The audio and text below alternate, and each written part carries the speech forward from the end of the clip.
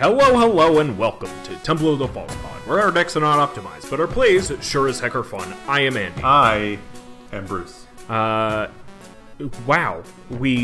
I just want to take this moment to thank everyone out there. We are about to hit 2,000 downloads total, which is a really cool milestone. I think we hit the 1,000 back in December, so let's Cruising keep right it up. along. Yeah. I just want to thank everyone for listening, for sharing. Continue to do so. That really helps us out because we love doing what we do. That's it. Let's get on with the episode.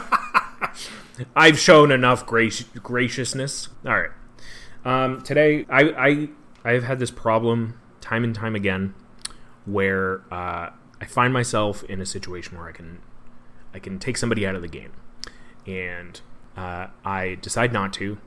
And then immediately am followed up with that person taking me out of the game. So we figured let's sit down, dissect this in a heady kind of way. Where how do you know when to take somebody out of the game that just feels in the spirit of casual Magic? You know, Right. Now, so just to be clear, right at the start, when you think that you've got an opportunity to take somebody out of the game, and that person is me, you probably shouldn't. I just wanted to throw that out there right at the start. It's probably a mistake to take me out early on in the game. Oh yeah, same. Never take me out. Yeah, Just wait. yeah. Give it some time. Give it some time. I will undoubtedly offer some kind of assistance, or or I'll be helpful in some kind of way, or make the game just that much more fun.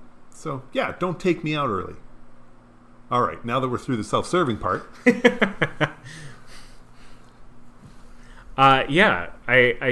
It's always tough because I mean we tout on this show like we want to make sure that everybody at the table's having fun. Right.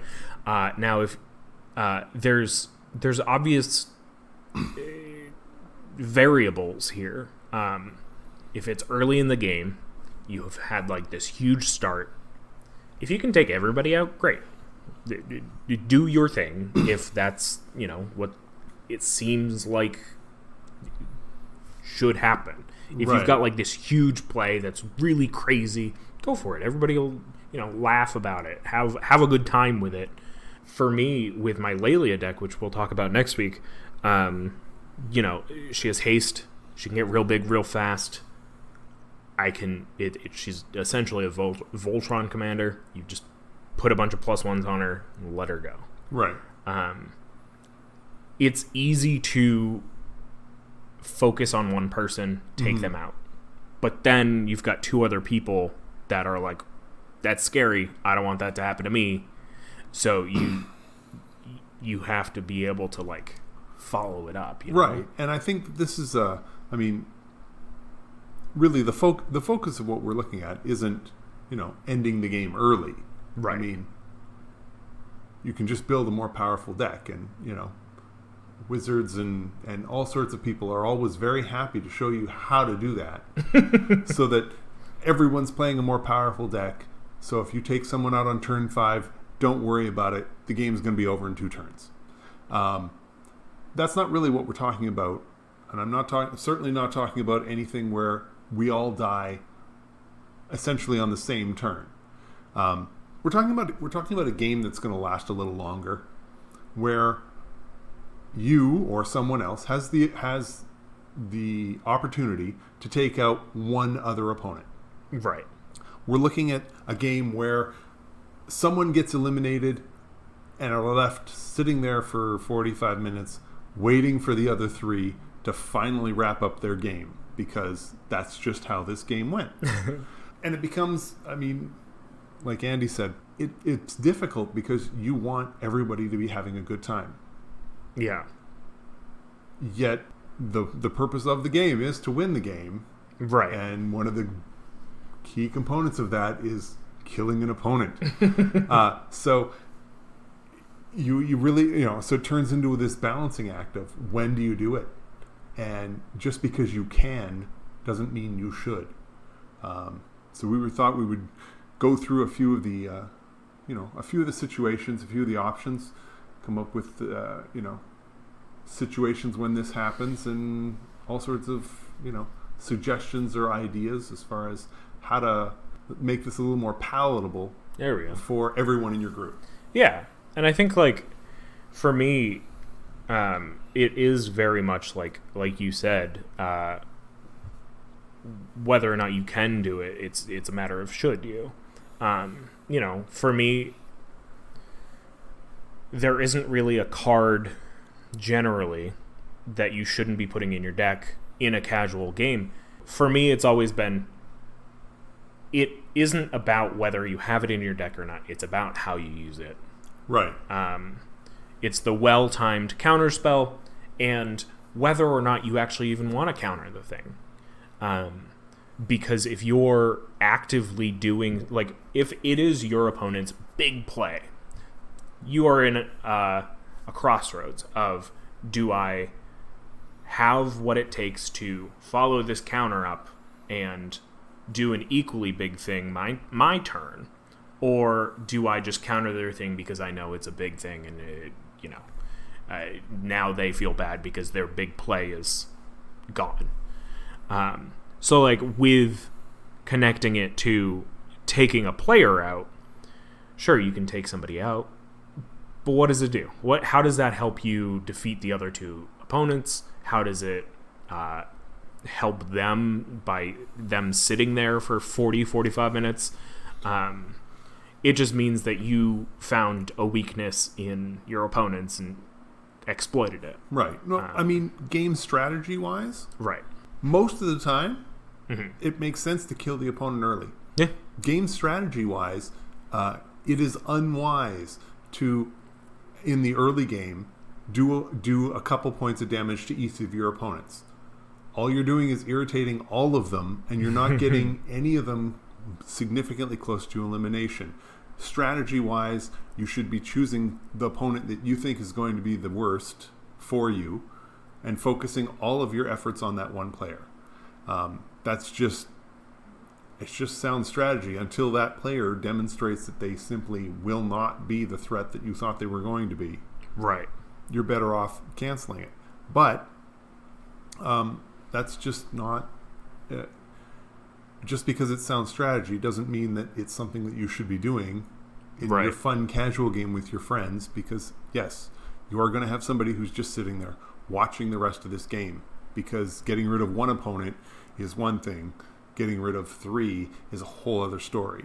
So, for me personally, when it comes to that, when it comes to looking at the strategy-wise, the deck that I think about all the time is Yennet, because Yennet for me is primarily a Voltron deck, and it creates situations where oftentimes by surprise I can take out an opponent, because it's, I'm flipping the top card and suddenly Yennet now has double strike, and I'm doing commander damage, or instead of doing the 7 damage I thought I was going to do, I'm now doing 14, or some outrageous number.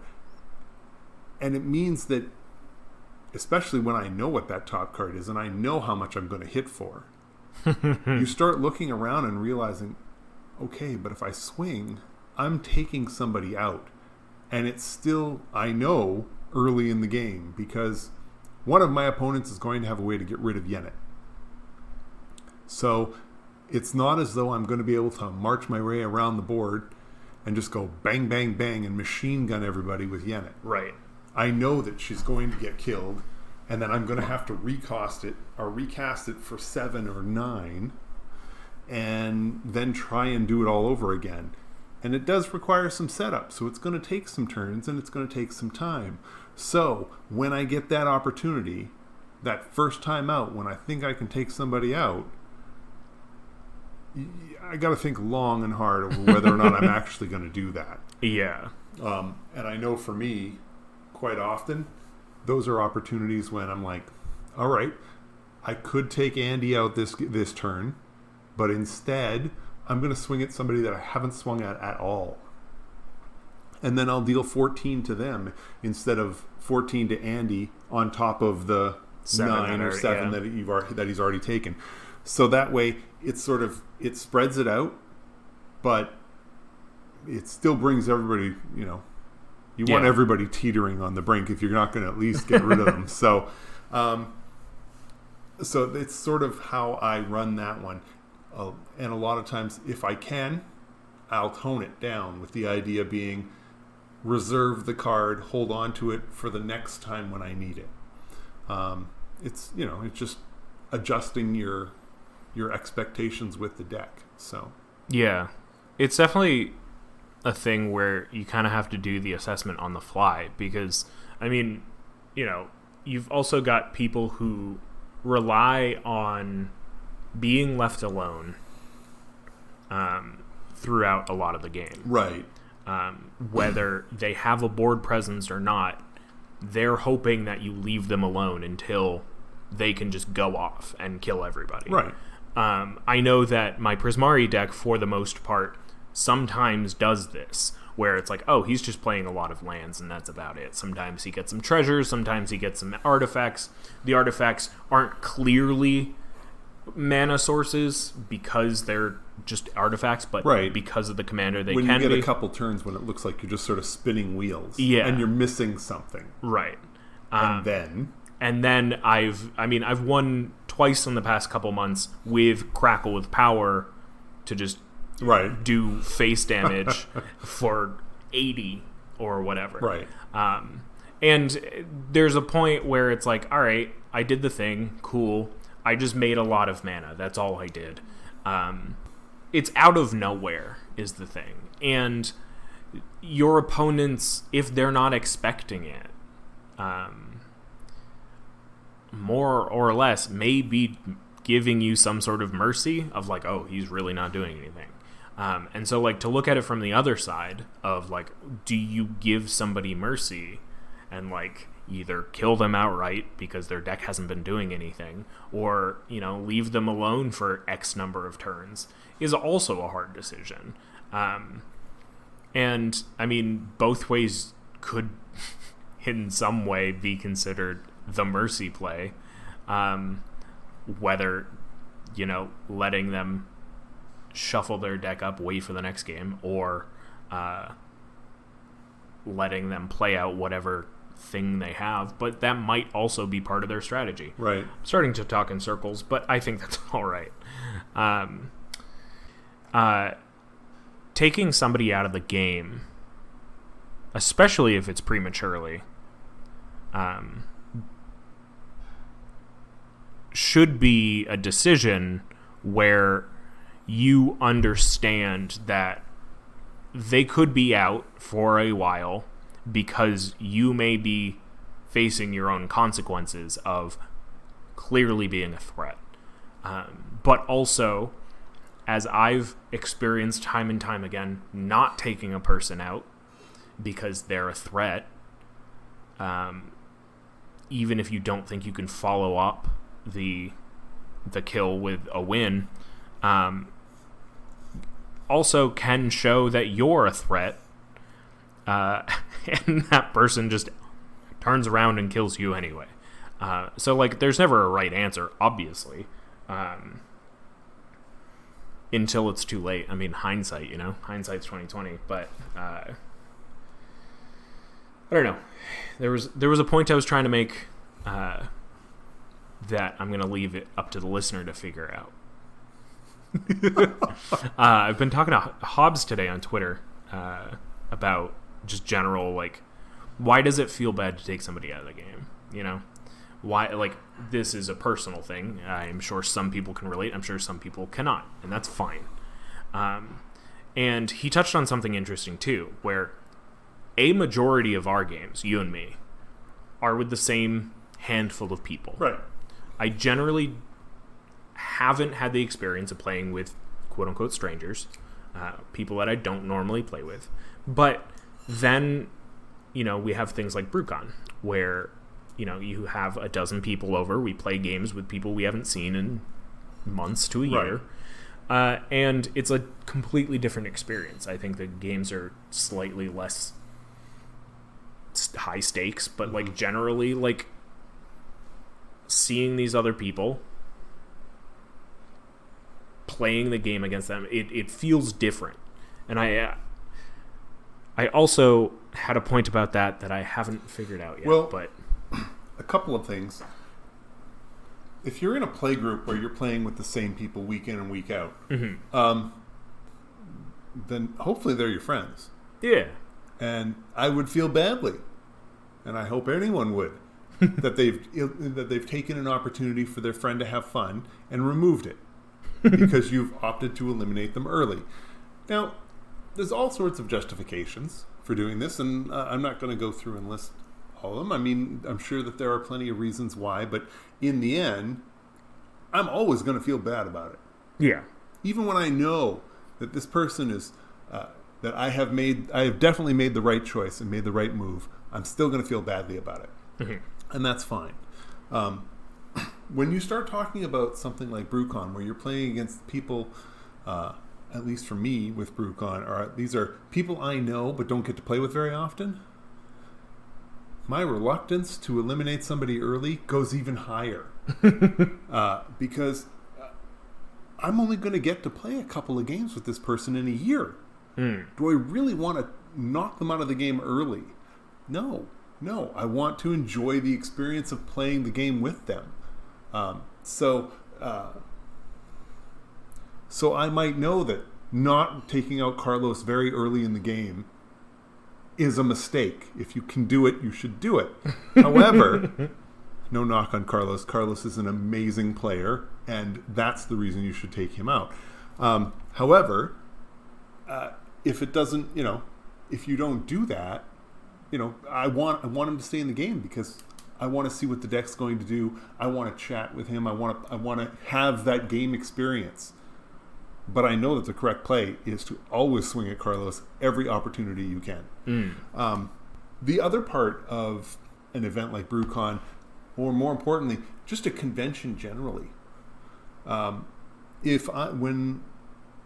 I'm at PAX East, when I'm at Gen Con and I'm playing Magic,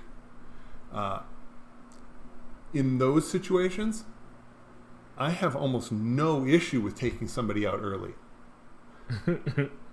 Because I'm looking around the room and there's 30 other Magic players just sitting there at the tables.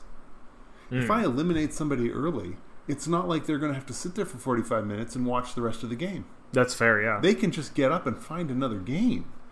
If anything, all I've done is, if I could eliminate you that early, it means you didn't have the answer to what I was doing. There's a very good chance you were mana screwed, you were mana flooded, maybe your deck just wasn't performing the way you wanted. Maybe the deck is super underpowered for the table that you were at. An early elimination in all those scenarios is just beneficial.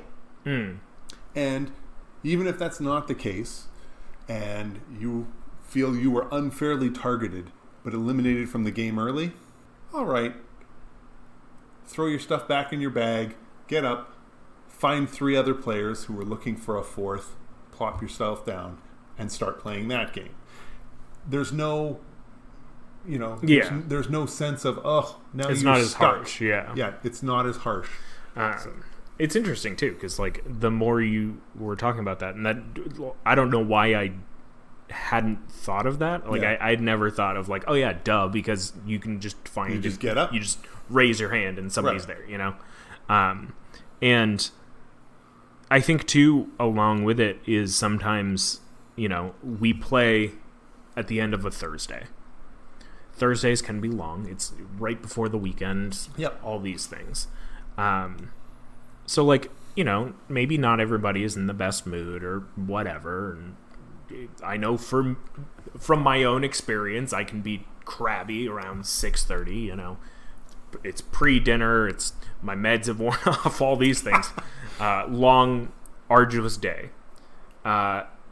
And so a lot of the feeling of taking somebody out is also, a bit projecting, but you can kind of sympathize with them. You're like, oh, you had a crabby day or whatever, and now this, and that's something I shouldn't do to them. Right. I should just play the game and take them out. But I think a lot of it says more to how much they're bringing to the table. Right. I know, play against somebody like Kyle. Hi, Kyle. And he'll have these huge plays where he's like clearly taking over the board, but he knows that it's going to come and bite him in the butt. And it's playing with him is an experience unlike any other. He exudes joy. He exudes this this contagious energy that just you could be being stomped into the ground by his Cascade deck, and it feels amazing to lose to him, but also it feels amazing to then see the table kind of gather around this one mission, right, and either push the line back or whatever, and having the table understand this communal experience of the archenemy experience, essentially, in those cases. I mean, right. In the micro case of those few turns in the game, it is a relief from feeling bad about taking somebody out. Right. It's just like, oh, they knew it was coming, these things. Right. It's... Again, from personal experience, it's playing against poor sports that sours opportunity from taking somebody out. But, right, and that's on the other end of it. That's part of the reason why I try not to. I don't want to be that guy. When I get eliminated early, just pack it up. Yeah, pack it up. I've got even at my own house. If I get eliminated early, you just figure out your stuff, get your next deck ready, and hell, because it's at my place, go to the kitchen. I can prep up something else, tidy something up, get the place cleaned up, do whatever, or just park yourself down, watch how the game ends with the other players. Yeah. The key thing to remember as the player who's been eliminated early is somebody thought you were a threat, enough of a threat to come at you early, and these are your friends. Just because you're not actually sitting there taking part in the game doesn't mean that you have to then stop being part of the banter, being part of the fun of the evening. So you can just keep that going. And there have been plenty of times when I'll be looking at the board, and it's interesting because I'll find myself more involved in the board state than I was when I was playing the game. Because when I was playing the game, it was like, this is hopeless. I've got nothing. I'm looking at the board from my perspective, which was a doomed perspective. Yeah. And then as soon as that's gone, suddenly it's, okay, so now the person who just killed me, how do they get around to killing the next one? How does this work out? What kind of defenses do other people have? No one tried to save me, so it would suggest that perhaps they can't even save themselves. Or maybe they can, and they wanted me gone as well. And you just get to look at the board and work out a lot of this stuff without having to ever think about how you're going to respond. Yeah. It's definitely a thing where I love being a cheerleader. After I'm eliminated, I'm just like, right. Oh my god, like how it it's definitely a weird thing where it's like I could be a cheerleader for the person who took me out, so that I lost to the best. Right. But sometimes it's fun being that antagonistic cheerleader. Right. But I mean, obviously, if you're really feeling it, maybe step away from the table. Yeah. I will say, I know from experience that I've definitely needed to do that and didn't. Sure. And then people, are like, right. If you were planning to be the cheerleader, as the person eliminated, please don't give strategy advice. Don't point out things that are on the board. I have done this before. You're doing nobody any favors. Let your opponents walk into their mistakes. Unless you're a table where that once it's revealed that they're going to back up and fix it, oh, I wouldn't have attacked so-and-so if I had realized that this was on the board. Can I back up and do this? Well, if you know that the board's going to do that, then you can just be like, okay, so you can't go after so-and-so because they've got the flyer. You can say that, but if you're not a table that does that, right, then shut up. Yeah. Do not do that. Another thing I like to do when I'm still active and somebody's been eliminated is oftentimes I'll just pass my hand over to the eliminated opponent. Let them look at my hand and look at the board state and shake their head. Let them see what I see, or oh, okay, so this is going to be Bruce's next play, and just to sort of get a sense for this, or oh, check it out, Bruce is holding 3 lands, clearly bluffing and has nothing going on. It's half the time I do that mostly because I'm trying to show them that this game's going to end. Right. Like, hang in there. We got 2 or 3 more turns, and there will be at least 1 more dead player on the board, kind of thing. So yeah. Oh man, now I want to play some Magic. But before we go any further, let's throw it to our break. All right. We'll surely talk about a cool sponsor that reached out to us, and we'll be right back.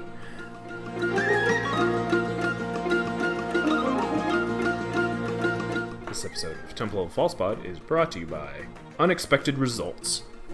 Now back to you.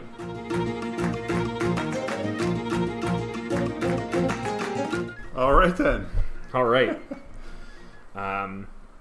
So today we're talking about taking people out of a game when it's the right time, mechanically, emotionally, why you would do it, when to do it. Did I already say that? How to do it. What to do after. When not to do it, really, is the biggest part so far. Right. So, when don't you? Game-wise, I really believe that, a lot of times the person who gets removed early is the player who just doesn't have anything going on. Mm-hmm. They haven't been able to get a creature out early. Maybe they're land screwed, whatever. They're having a rough start to the game. If you are not the one who's the leader in this game, if you are not the powerhouse, mm-hmm. you're just attacking this person because they're available to be attacked, then stop doing it. Don't eliminate this player. If nothing else, if you are not the leader in the game, that player is a meat shield. There is life points that the person who's controlling the game, who's leading, has to deal with. They have to issue that much damage. Now, sure, there's plenty of decks out there where it's just the damage is done all round. So it really doesn't matter if that person's alive or dead. But there are plenty of decks where that is not the case, where you're the player in control of the game has to go through and commit that much damage to each player. Mm. So don't take out the meat shield. This person is there. They're going to absorb damage. And even if they don't, even if the leader gets rid of you and the other player first and then finishes with the player who had a hard time, what was the benefit of you swinging at them? You left yourself open, you did this, you did that, whatever. Unless you can truly justify it, like you get to draw a ton of cards if you're attacking them. You were forced to attack them, in which case this isn't a choice. This was something that was put on you. Then why do it? Right. Just game-wise alone, it doesn't make sense to take out somebody else. That's another card draw that could go to helping you get rid of the real problem on the board. Yeah. There have definitely been times, too, where I'm like, oh, like, maybe I'm just, like, helping them out. Like, maybe they don't want to play this game anymore. But if that was the case, they can scoop. They can scoop. Let them scoop. Yeah. If players don't want to play, they can scoop. That's fine. Yeah. I'm not going to be the one who pushes them over the edge when somebody else should be doing that. Right. Like, that's somebody else's job, not mine. There have definitely been times where I'm trying to, like, get anything onto the board. and I'm just like so far behind from everybody, and people are still attacking me because I'm open. And it's like, well, like come on. Well, especially when it's like you're open. Okay, great, but I'm also the one drawing. I'm the one who's most likely to draw a solution to our current problem. Right. This isn't when you should be killing me. This is when you should be trying to find ways to help me draw more cards. Or at least stay in the game longer. It doesn't make sense in situations like that to take the opponent out. It just doesn't. And I appreciate there are times when you think to yourself, yes, but I'm pretty sure I can take out the leader, and then I'm the leader, so it will be beneficial to take this person out. And I appreciate that, but stuff happens. The other players are playing. Don't, you can't plan so far ahead with the expectation that nothing is going to happen to stop that plan from coming to fruition. So just keep that in mind when you're looking, when you're deciding who you're going to attack based on who's open and not based on who's the real threat to you. Yeah. It's a wild one, and it harkens back to, our early episode about threat assessment, because it is very much like who's the bigger threat, the person who's got like the biggest board presence, the person with the most life. It's like there's so much to take into account that it's like it's a hard decision that I'll always have trouble with until I'm as stupid as it sounds, until I'm okay winning. And I think what it does come down to is like having that follow-up play. You like really think about it until you have a clear line past just killing someone. Right. I think it's along the same lines as Cyclonic Rift, where it's like, all right, you did the thing, now what? You set everybody back, or you took this person out. Okay, now what? Like, yeah, congratulations, you've made Cyclonic Rift. Congratulations, you have just made the game unfun for 3 players. Right. Or you've eliminated 1 player. Congratulations, you just made the game unfun for that 1 player. How are you going to wrap this game? Right. So that we can get started on the next one. Because it's not like Cyclonic Rift is unfun inherently. It's right. Following it up with 2 turns of nothing. Yeah. Which has happened uncountable number of times. Right. Probably has happened more times than it hasn't when that card is played. But it's, such an easy defense, which could be said the same about taking a player out. It's right. like, yeah, sure. But like, if you talked to this person, maybe you'll find out that they also don't necessarily want to attack you, but they see you coming at them all the time. So, right. I will say another bizarre situation, but not that bizarre, I guess. I am far more willing to take my opponents out early in a game when we've reached 9:30 p.m. Now, for those who don't know, we play Magic on Thursdays, and generally speaking, we start around 6:30, and we tend to wrap sometime around 10. But sometimes it goes later. And generally, once the game hits 9:30, as far as I'm concerned, all bets are off. Because at that point, anybody who gets eliminated can pack up their stuff and go home. Because that's going to be the last game of the night, and we all know it. Yeah. And nobody should feel obliged to stick around and watch it right to the bitter end. They can simply go home when they're ready.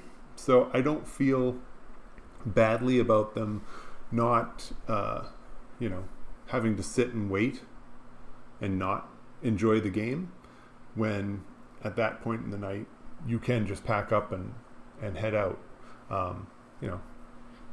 That's not to say I eliminate that player every single time after 9:30. There are still plenty of times when I try and spread the wealth, but yeah. it's definitely another bizarre consideration that I, something else that goes on the scale when I decide what I'm doing. Yeah, I think another premise for me that is definitely like all bets are off type of thing is when that player is locking anyone out of the game. Yeah. Either a single person or everyone.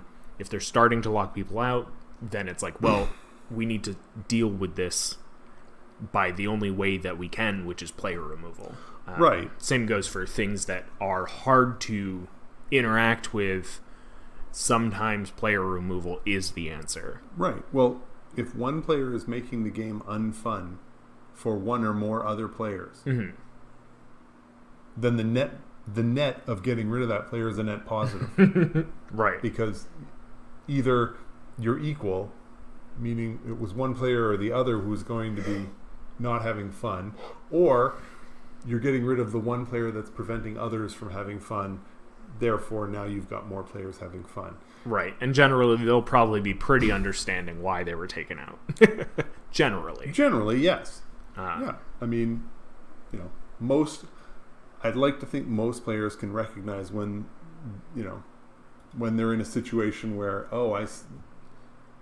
we're currently stuck in a board state where most of us can't really do much because of that one player. And if you're not able to deal with the permanents that are causing the problem, then dealing with the player who owns the permanents is the next best thing. Arguably better. Because, if you deal with the permanents, they can just play them again. They find them again, yeah. And so it's always interesting, too, because then it goes to this idea for me where there are times where you're just all of a sudden the threat, and how I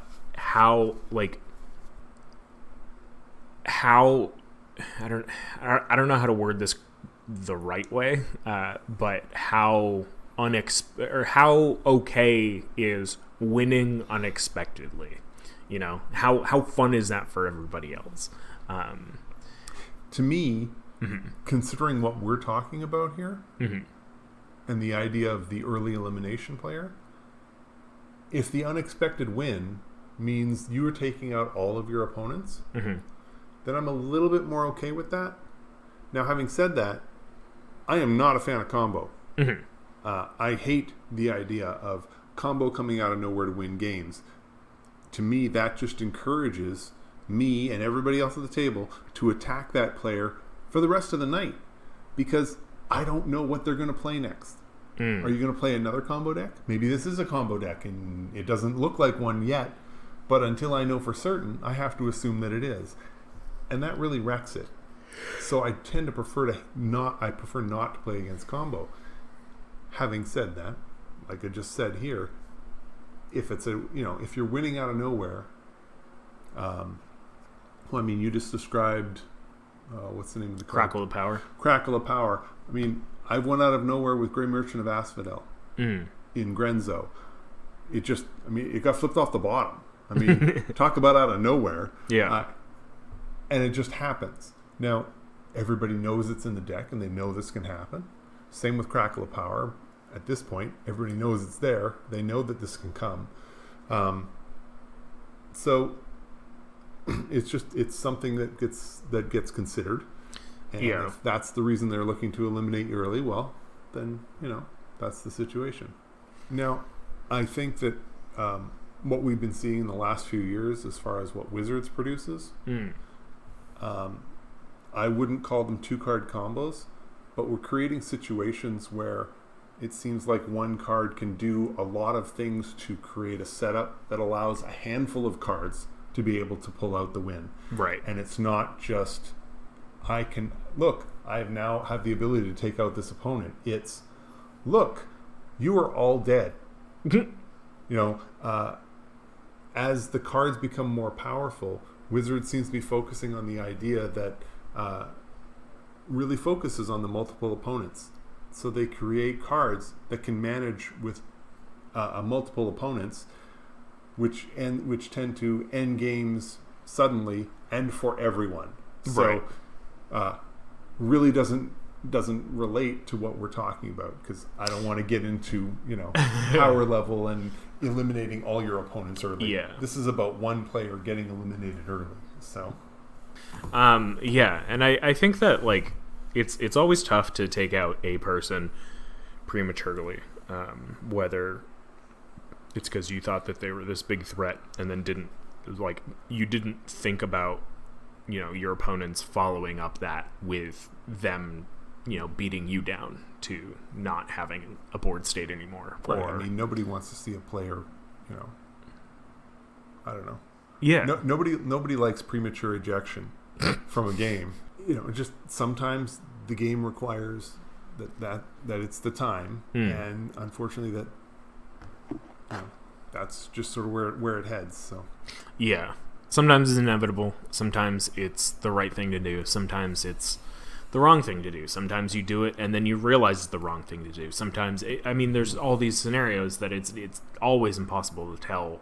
But if you have a plan going forward, then maybe it's not the wrong thing to do. And I think that's what it comes down to for me is just have a plan past your current turn. Right. Whether you're right about that plan or not, whether that plan gets disrupted immediately, that's a different story. It's a different episode. And who knows? Maybe that person that you're trying to take out has a way to interact so that they wouldn't die. Well, and really, what you just said, I think, hits it right on the head. Have a plan beyond this. Just because you have, if you've you've built up a bunch of mana for this one turn and now have the ability to eliminate that opponent. Okay, what are you doing next turn? Because if the next turn means that, instead of having 25 mana, now I only have 6, and I can't repeat what I just did and take out another player, then are you sure that that's the player you want to take out? Are you sure that you couldn't be doing something else that allows all the players to stay in the game longer but would still be beneficial for you? Go through your strategy, determine that this is actually the right play, because you're about to make somebody sit there for a long time, and you better be sure that leaving somebody to sit and watch for 45 minutes and not have a particularly good time doing so is makes sense and is going to be the best and is the correct play for you. Yeah. It's funny because, the more I think about this episode and what the past 40 minutes or so has been, I feel like people are going to get the feeling that, I was taken out early lately, and it's going to be, this, weird salt-infused episode. But, that's not the case. It's very much because I can, I'm very much stuck in my own head about taking people out, and I don't I need to be able to I need to logic my way through it. I need to figure this out, because I'll continually either I can't I won't be able to bring myself to win, or I'll feel bad about losing. Both aren't great options for me, and I don't want to stop playing the game. And I think as far as that goes, I've been the first one eliminated in games more often in the last 2 to 3 months than I have been in the year before that. That's just it's cyclical. That's just sort of the way it's working out. And who knows? Maybe the table has just decided that I'm a bigger threat than I used to be. Who knows? I couldn't. You're news to me. I couldn't say, but yeah. But I mean, it's just when it happens to me, you just take a deep breath and be a good sport about it. Yeah, because it should be happening to you. You should be the first one out at least 25% of the time. I think it's why I find myself so often in third or second. Never the first person taken out, never the winner. But you know what? Sometimes that's the place to be. I like to be. For the longest time, I wasn't winning many games. But what I did notice was I was playing as much Magic as anybody else. Because I was either winning the game or still in the game when it ended. And, well, you know, I'm just trying to have fun, play some Magic, and hell yeah, that was working for me. So, so I was always trying to make sure I was in there right till the end. So, well, hey, speaking of having fun and going and play Magic, yes. We're gonna go do that now. Sounds so, thank you again to all our listeners. Thank you for sharing and supporting us through these past 67 episodes. And thank you for getting us to 2,000 downloads. I think that that's really cool, and I'm really excited. I may not sound it, but I am. Thank you so much for listening. We're Temple of False Pod, where our decks are not optimized, but our plays sure as heck are fun. I'm Andy. I'm Bruce. Thank you again, so much for listening. Have a great night, and may your fifth land be the temple. Bye! Wait, before you go, I just wanted to say thank you for listening. You can reach out to us via email at falsepodmtg@gmail.com or on Twitter @falsepodmtg. Bruce is @manaburned, and I'm @AndyWeekend, though you'll definitely notice I use the podcast Twitter far more often. Now that we've got you here, make sure you subscribe, like, rate us on whatever podcast platform you use. It helps us out. It gets us more reach. Subscribe to us on our YouTube channel. Like a video there. Leave some comments for more casual enjoyment. Thank you so much for listening. We'll be back with some more timeless discussions about all things casual. So come hang out, and may your fifth land be the temple. Bye-bye. Should I do my best, Bruce? Bye!